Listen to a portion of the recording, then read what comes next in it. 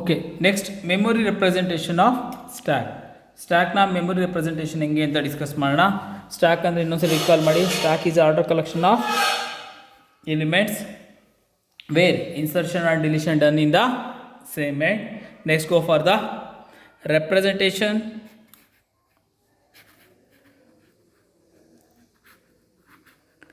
Representation of stack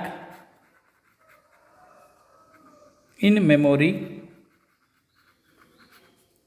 Representation of stack in memory. ಆಯಿತಾ? ಅದಾದ ಕೆಳಗಡೆ ಏನಪ್ಪ ಮೆಮೊರಿ ಹೆಂಗೆ ರೆಪ್ರೆಸೆಂಟ್ ಮಾಡುತ್ತೆ ಅಂದರೆ there are two method in stack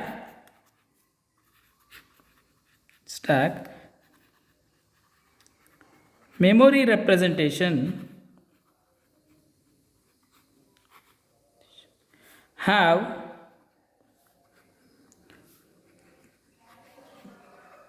two method.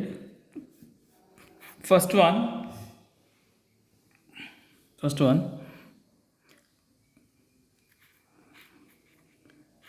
static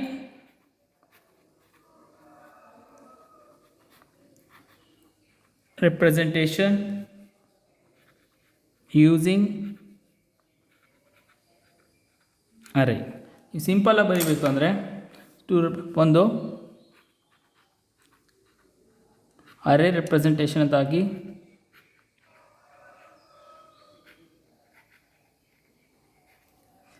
ಎರಡನೇದು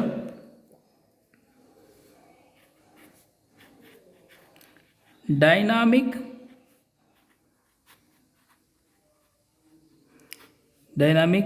representation using linked list. ಎರಡನೇ method using linked list.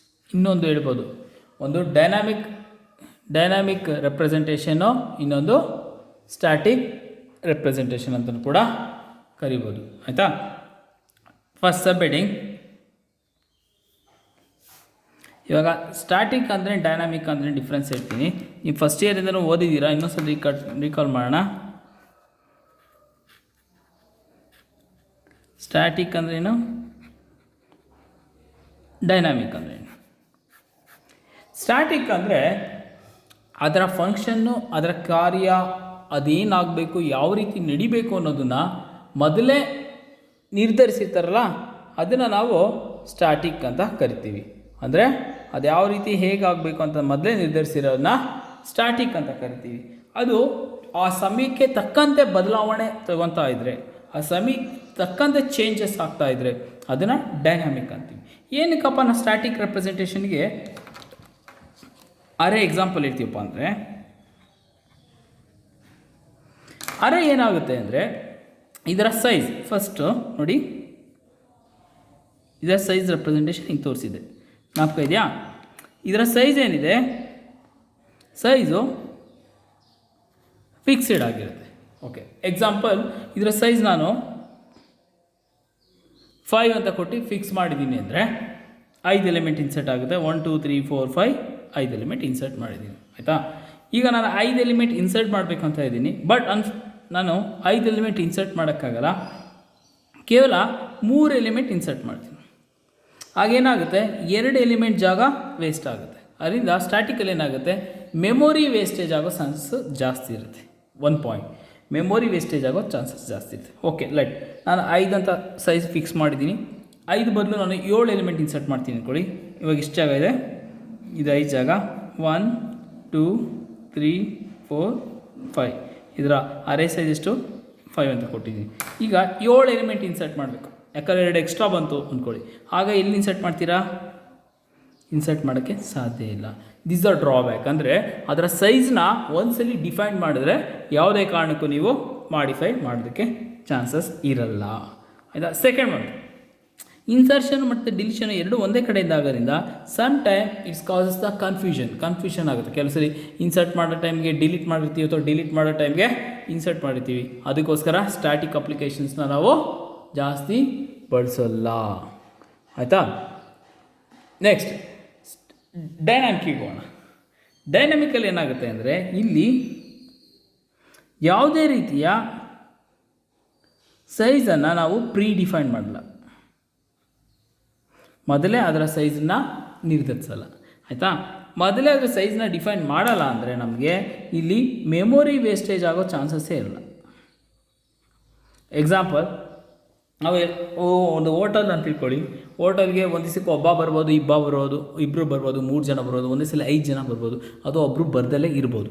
ಅವಾಗೇನಾಗುತ್ತೆ, wastage ಆಗುತ್ತೆ ಅಲ್ವಾ. ಅವಾಗ ಅವ್ರು ಏನು ಮಾಡ್ತಾರೆ, ವೇಸ್ಟೇಜ್ ಆಗಬಾರ್ದು ಅಂತಲೇ ಏನು ಮಾಡ್ತಾರೆ, ಫ್ರಿಡ್ಜ್ ಇಟ್ಕೊಂಡಿರ್ತಾರೆ, ಫ್ರಿಡ್ಜಲ್ಲಿ ಸ್ಟಾಕ್ಸ್ನ ಸ್ಟೋರ್ ಮಾಡ್ತಾರೆ.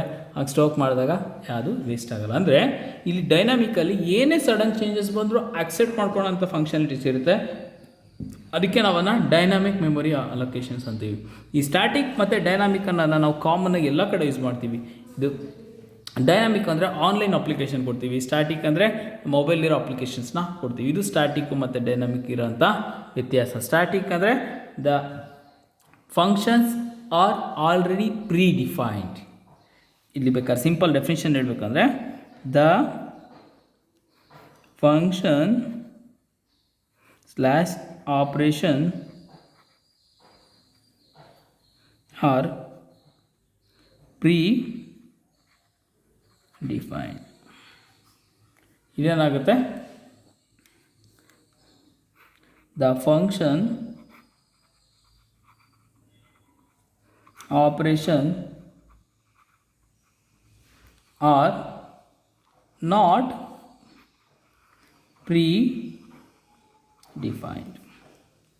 ಓಕೆ, ಇಲ್ಲಿ ಯಾವುದೇ ರೀತಿಯ ಸೈಜ್ ಫಂಕ್ಷನ್ಸು ಮತ್ತು ಆಪ್ರೇಷನ್ಸ್ನ ಡಿಫೈನ್ ಮಾಡಿರಲ್ಲ. ಹಂಗಂದರೆ ನೀವು ಯಾವಾಗ ಬೇಕಾದ್ರೂ ಎಷ್ಟು ಎಲಿಮೆಂಟ್ಸ್ ಅವ್ರು ಇನ್ಸರ್ಟ್ ಮಾಡ್ಬೋದು, ಎಷ್ಟು ಎಲಿಮೆಂಟ್ ಬೇಕಾದ್ರೂ ಡಿಲೀಟ್ ಮಾಡ್ಬೋದು.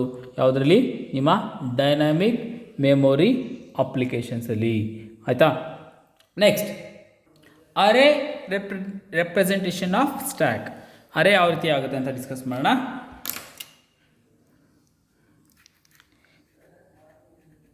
Array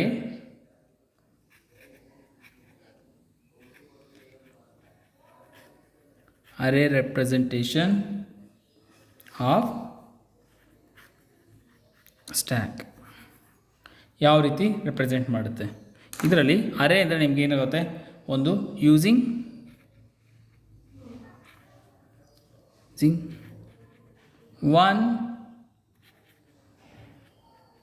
one dimensional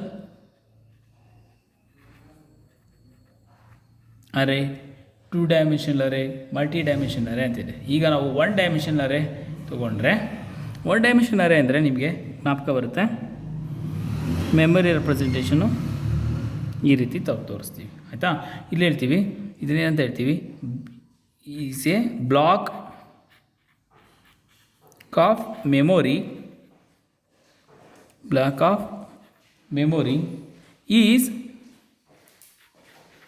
is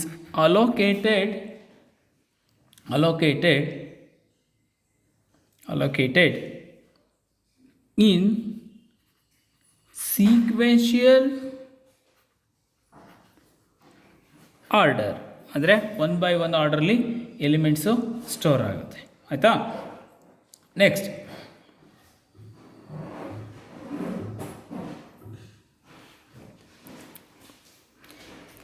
in array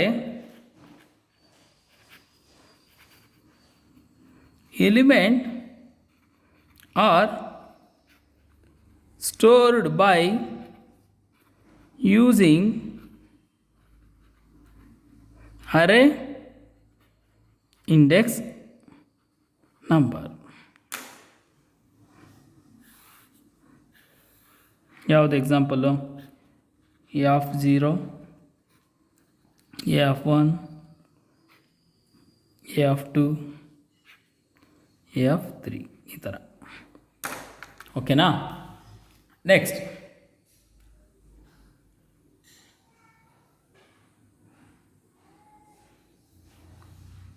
ಆಯಿತಾ. ಇಲ್ಲಿ ಐಟಮ್ ನಾವು ಬೇಕಾದ್ರೆ ಏನಾದ್ರು ಎಕ್ಸಾಂಪಲ್ ಹಾಕ್ಕೊಳ್ಳಿ. ನೆಕ್ಸ್ಟ್ ಇದೆಲ್ಲ ಏನಾಗುತ್ತೆ, ಇಂಡೆಕ್ಸ್ ಆಗುತ್ತೆ. ಓಕೆನಾ, ಏನದೇನಾಗುತ್ತೆ,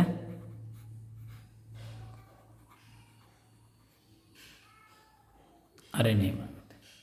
ಓಕೆ, ನೆಕ್ಸ್ಟ್ ಇದು ಅರೇ ರೆಪ್ರೆಸೆಂಟೇಷನ್ನು. ಇಲ್ಲೇನಾಗುತ್ತೆ, some time size of the stack may be required to increase the during execution. ಇಲ್ಲಿ ಯಾವುದೇ ರೀತಿಯ ಇನ್ಕ್ರೀಸ್ ಮಾಡೋಕ್ಕಾಗಲ್ಲ ಸೈಜ್. ನೋಡಪ್ಪ ಇದು ಸೈಜ್ ಎಷ್ಟಿದೆಯಪ್ಪ, ಎಕ್ಸಾಂಪಲ್ ನಾವು ಸೈಜ್ ಫಿಕ್ಸ್ ಮಾಡಿದ್ದೀವಿ ಅಂದರೆ 1 2 3 4 5 6 7, ಇದು ಸೈಜ್ ಎಷ್ಟಿದೆ 7.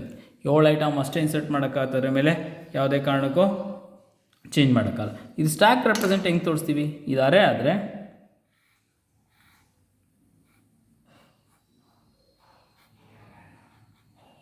ಸ್ಟ್ಯಾಕಲ್ಲಿ ಹೆಂಗೆ ತೋರಿಸ್ತೀವಿ,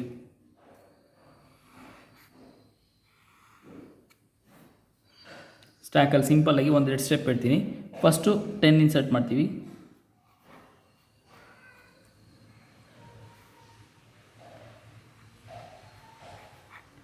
ಸೆಕೆಂಡ್ 20,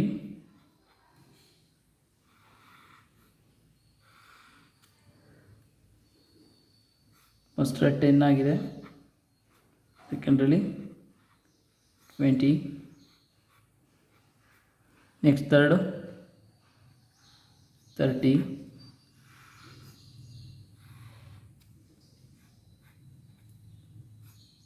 ಟೆನ್ 20 30. ಇವಾಗ ಗೊತ್ತಾಗ್ತಿದೆ ಇನ್ನೊಂದು ಪಾಯಿಂಟು, ಇದು ಫಸ್ಟ್ ಐಟಮ್ ಫಸ್ಟ್ ಇರುತ್ತೆ, ಸೆಕೆಂಡ್ ಇರುತ್ತೆ. ಓಕೆನಾ, ನೆಕ್ಸ್ಟ್ ಅದೇ ರೀತಿ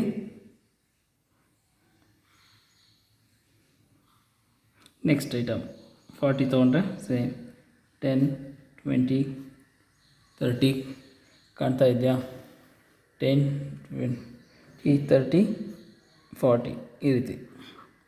ಓಕೆನಾ, ಒಂದೊಂದು ಐಟಮ್ ಕೂಡ ಫಸ್ಟ್ ಇಲ್ಲಿ ಬಂದಿದೆ, ಸೆಕೆಂಡ್ ಇಲ್ಲಿ ಬಂದಿದೆ, ಥರ್ಡ್ ಇಲ್ಲಿ ಬಂದಿದೆ, ಫೋರ್ತ್ ಇಲ್ಲಿ ಬಂದಿದೆ. ಆಯಿತಾ, ಅದಕ್ಕೆ ಸ್ಟ್ಯಾಕ್ನ ಹೇಳ್ತಾ ಇರ್ತಾರೆ ಫಸ್ಟ್ ಇನ್ ಫಸ್ಟ್ ಔಟ್ ಅಂತ ಕರೀತಾರೆ. ಫಸ್ಟ್ ಇನ್ ಲಾಸ್ಟ್ ಔಟ್ ಅಂತ ಕರೀತಾರೆ ಸ್ಟ್ಯಾಕ್ನ. ಫಸ್ಟ್ ಇನ್ LIF ಅಂದರೆ ಫಸ್ಟ್ ಇನ್ ಫಸ್ಟ್ ಔಟ್ ಅಂತ ಕರೀತಾರೆ. ಅದೇನು ಅಂತ ನಾನು ತಿಳಿಸ್ತೀನಿ. ಫಸ್ಟ್ ಇನ್ ಫಸ್ಟ್ ಔಟ್ ಅಂದ್ರೇನು, ಫಸ್ಟ್ ಇನ್ ಲಾಸ್ಟ್ ಔಟ್ ಏನು ಅಂತ ಹೇಳಿ ನೆಕ್ಸ್ಟ್ ಕ್ಲಾಸಲ್ಲಿ ನಾನು ತಿಳಿಸ್ತೀನಿ. ಈಗ ಸ್ಟ್ಯಾಕ್ನ ಮೆಮೊರಿ ರೆಪ್ರೆಸೆಂಟೇಷನ್ ನಿಮ್ಗೆ ಅರ್ಥ ಆಗ್ತಿದೆ. ಇದು ಅರೇ ತೊಗೊಂಡಿದ್ದೀವಿ ನಾವು, ಅರೇ, ಅದರಲ್ಲಿ ಅರೇ ಮೆಮೊರಿಲಿ ಯಾವ ರೀತಿ ರೆಪ್ರೆಸೆಂಟ್ ಆಗುತ್ತೆ ಅಂತ ಡಿಸ್ಕಸ್ ಮಾಡಿದ್ದೀವಿ. ಈ ಥರ ಡಯಾಗ್ರಾಮ್ ಬರೆದೇ ಎಕ್ಸಾಂಪಲ್ ಡಿಸ್ಕಸ್ ಮಾಡಿ, ಸಿಂಪಲ್ ಆಗಿರುತ್ತೆ. ಆಯಿತಾ, ಅದನ್ನು ಸ್ಟ್ಯಾಕಲ್ಲಿ ಯಾವ ರೀತಿ ಬರ್ತಿದ್ದೀವಿ ಅಂತ ಡಿಸ್ಕಸ್ ಮಾಡ್ತಿದ್ದೀವಿ. ಓಕೆ, ಇದು ಅರೇ ರೆಪ್ರೆಸೆಂಟೇಷನ್ ಆಫ್ ಸ್ಟ್ಯಾಕ್. ಅರ್ಥ ಆಯ್ತಾ, array representation of stack memory representation ಎಷ್ಟು ಮೆಥಡ್ ಇದೆ, 2 ಮೆಥಡ್ ಇದೆ. ಒಂದು ಸ್ಟ್ಯಾಟಿಕ್ಕು, ಇನ್ನೊಂದು ಡೈನಾಮಿಕ್ಕು. ಸ್ಟ್ಯಾಟಿಕ್ ಅಂದರೆ ಅರೇ, ಡೈನಾಮಿಕ್ ಅಂದರೆ ಲಿಂಕ್ಡ್ ಲಿಸ್ಟ್. ಸ್ಟ್ಯಾಟಿಕಲ್ಲಿ ಮೆಮೊರಿ ರೆಪ್ರೆಸೆಂಟೇಷನ್ಲಿ 1 ಡೈಮೆನ್ಷನಲ್ ಅರೇ ಎಕ್ಸಾಂಪಲ್ ತೊಗೊಂಡಿದ್ದೀವಿ. 1 ಡೈಮೆನ್ಷನಲ್ ಅರೇ ಅಂದರೆ ಈ ಥರ ಸ್ಟೋರ್ ಆಗಿರುತ್ತೆ. ನೆಕ್ಸ್ಟ್ ಅದನ್ನೇಂತ ಹೇಳ್ತೀವಿ, is a block of memory is allocated in sequential order. ಅಂದರೆ ಒಂದು ಕಂಟಿನ್ಯೂಸ್ ಆಗಿ ಒಂದು ಎಲಿಮೆಂಟ್ಸ್ನ ಅಲೋಕೇಟ್ ಆಗಿರುತ್ತೆ, ಯಾವುದು ಸಿಂಗಲ್ ಡೈಮೆನ್ಷನಲ್ಲಿ. ಅದು ಯಾವ ರೀತಿ ಸ್ಟೋರ್ ಆಗುತ್ತೆ ಅಂದರೆ ಈ ಸ್ಟೋರೇಜ್ ತೋರಿಸಿದ್ದೀವಿ. ಆ ಎಲಿಮೆಂಟು ಏನು ಯೂಸ್ ಮಾಡುತ್ತೆ ಅಂದರೆ ಅರೇನ ಇಂಡೆಕ್ಸ್ ನಂಬರ್ ಯೂಸ್ ಮಾಡಿಕೊಂಡು ಸ್ಟೋರೇಜ್ ಮಾಡುತ್ತೆ. ಆಯಿತಾ, ನೆಕ್ಸ್ಟ್ ಸ್ಟ್ಯಾಕಿಗೆ ಬಂದರೆ ಸ್ಟ್ಯಾಕಲ್ಲಿ ಯಾವ ರೀತಿ ಸ್ಟೋರ್ ಆಗುತ್ತೆ ಅಂತ ತೋರಿಸಿದ್ವಿ. Nothing but we are representing the array using stack. ಆಯಿತಾ, ಇಲ್ಲಿಗೆ ನಾವು ಅರೇ ರೆಪ್ರೆಸೆಂಟೇಷನ್ನು ಇಲ್ಲಿಗೆ ಕಂಪ್ಲೀಟ್ ಆಯಿತು. ನೆಕ್ಸ್ಟ್ ಕ್ಲಾಸಲ್ಲಿ ನಾವು ಯೂಸಿಂಗ್ ಅರೇ ಆಯಿತು, using linked list representation discuss ಮಾಡೋಣ.